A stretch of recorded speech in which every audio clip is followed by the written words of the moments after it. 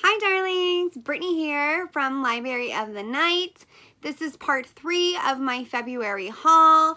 There's 33 books this month, so it is taking quite some time to go through each and every one of these books with you.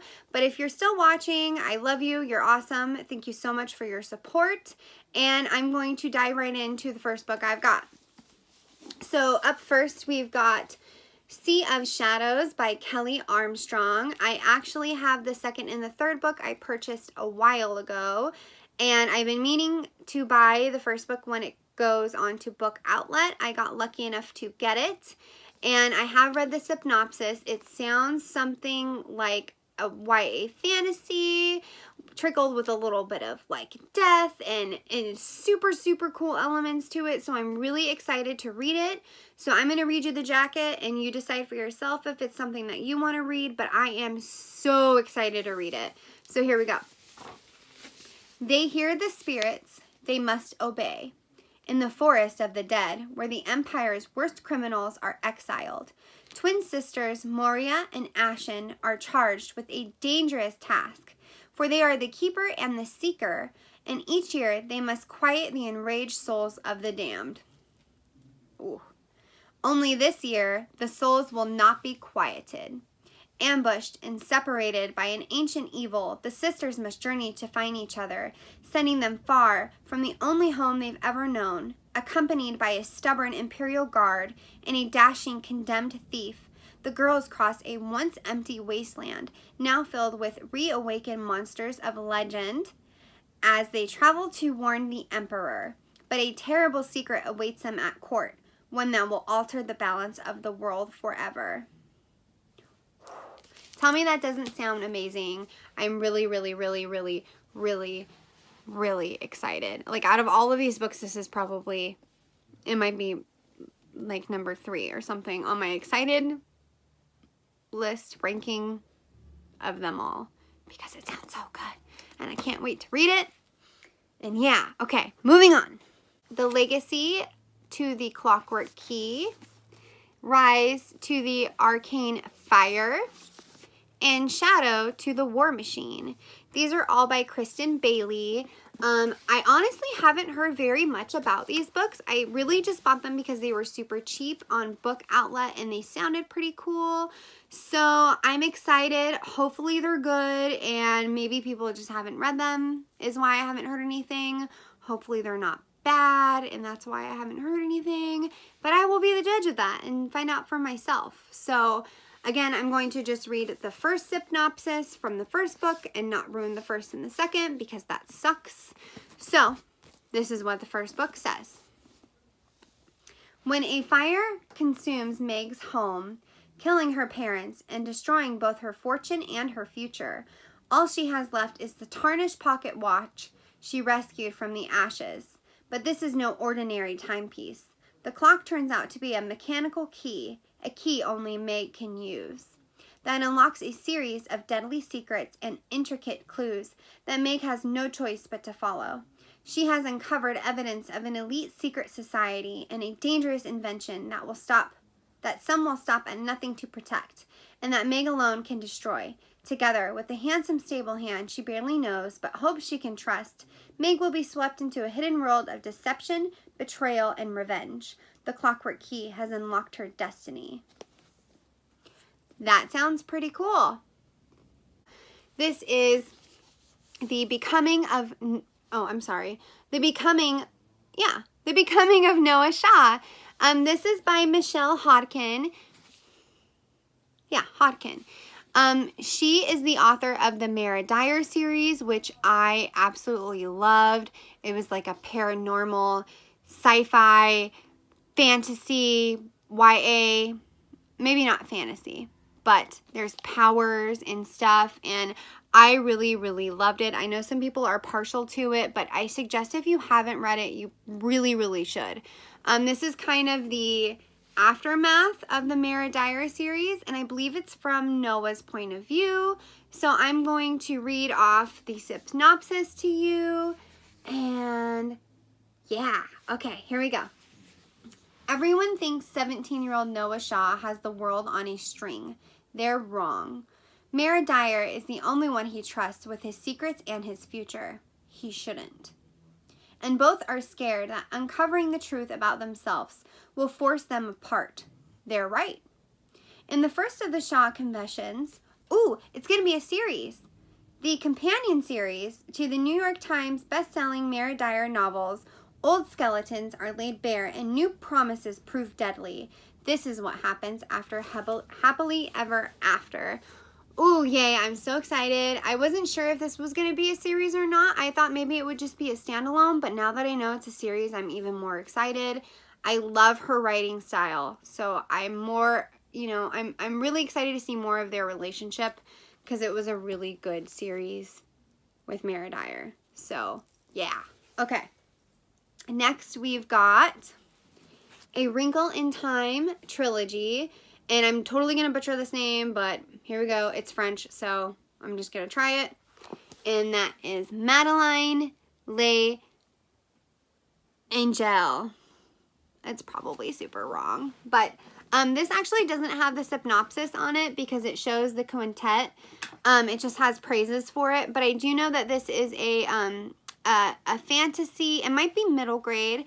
It's a fantasy and kind of like whimsical elements to it. The trailer for it just came out, so if you are interested in that, maybe you should watch the trailer because I don't have a lot of information on it because it doesn't have, the synopsis on it.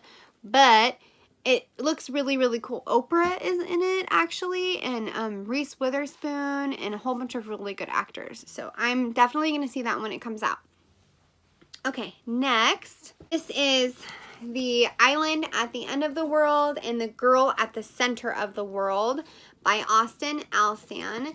And they look really cool. I read the synopsis on them earlier and they didn't seem that amazing, but hopefully they can prove me wrong.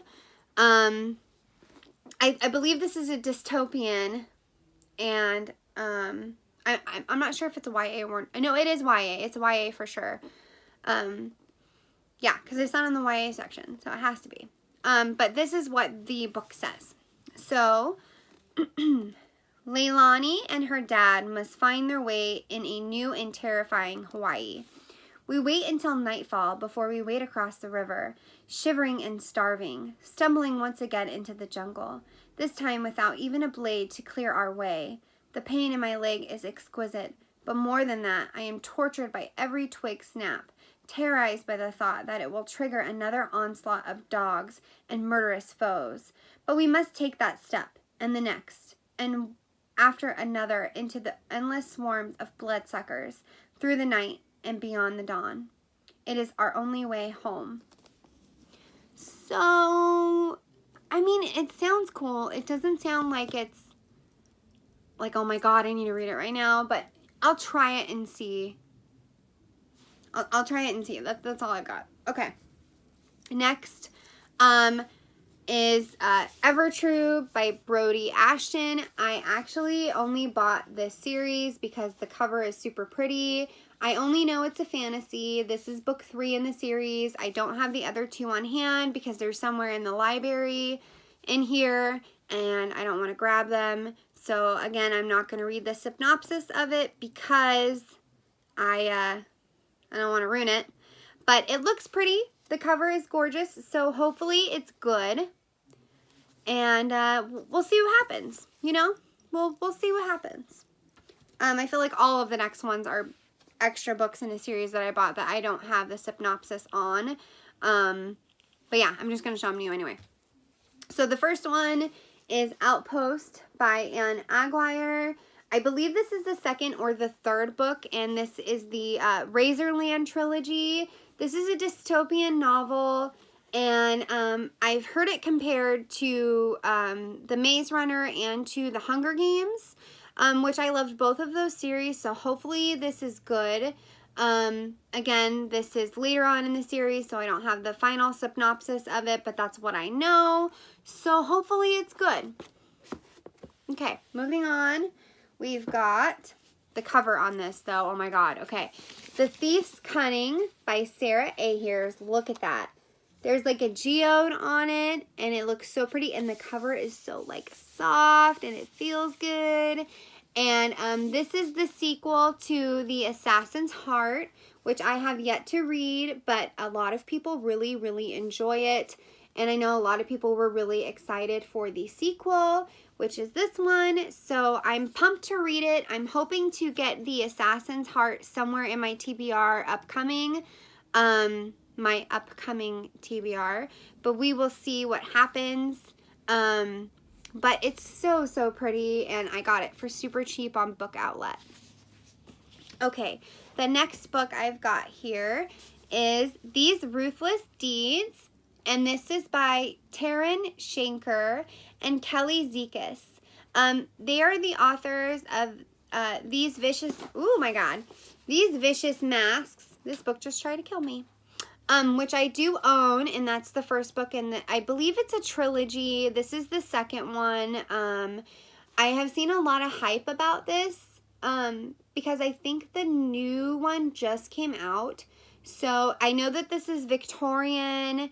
I want to say some kind of fantasy as well. There's like a badass fan with a knife attached to it. So that looks pretty cool. I'm hoping it's good. Yeah, 1883. So it's definitely based way back when.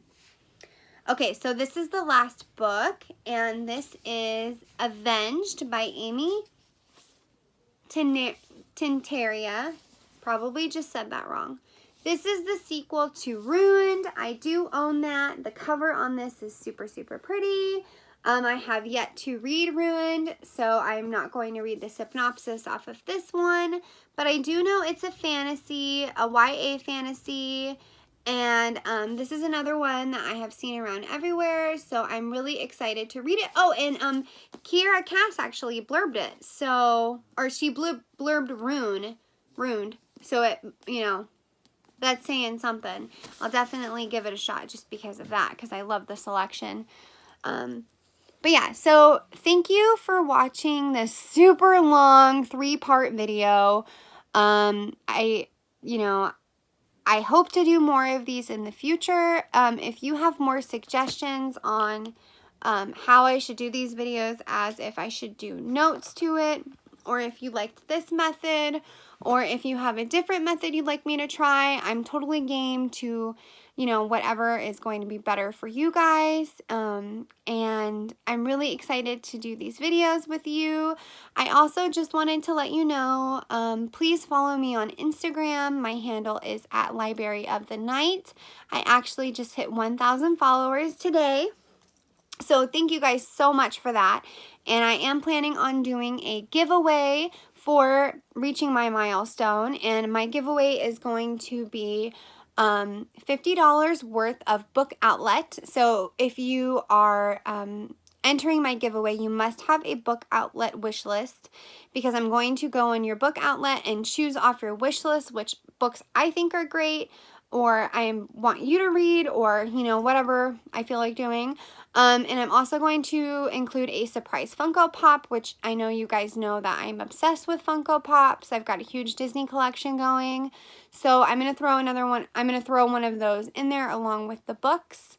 And I do believe I'm only going to do Canada and the United States. Eventually I will do international, but I feel like for my first giveaway, I'm going to limit it to a smaller amount, because international shipping costs are so high. So please go on my Instagram and check that out if you're interested. And thank you so much for watching my videos. And if you have a suggestion for what kind of video you'd like me to do next, please let me know in the comments below. And I'll see you guys again with another video soon. Bye!